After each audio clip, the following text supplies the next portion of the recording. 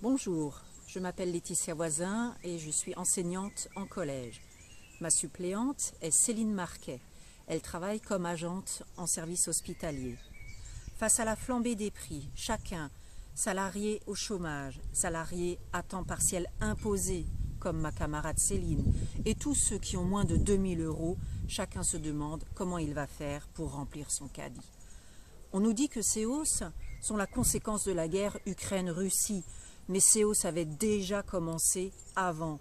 Et surtout, nous voyons les entreprises de négoce de matières premières, les entreprises d'énergie, les spéculateurs accroître leurs bénéfices. Ce sont des profiteurs de guerre qui se moquent des émeutes de la faim qui éclatent dans de nombreux pays et de la vie de plus en plus chère ici.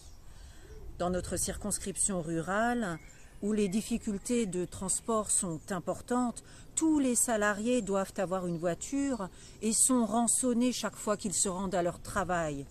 Ceux qui n'ont pas les moyens d'avoir un véhicule dépendent des quelques transports publics mis en place et ont bien du mal à accéder à un emploi, une formation. La société est lourde de menaces de guerre aussi en Europe à cause du système capitaliste de concurrence entre les entreprises, les pays, les hommes. Des milliards vont être consacrés à s'armer. Les pouvoirs publics continueront à dégrader les conditions d'enseignement, comme je le vois dans mon établissement, dans celui de mes enfants, dans les hôpitaux, dans les services de soins, comme Céline en témoigne au quotidien.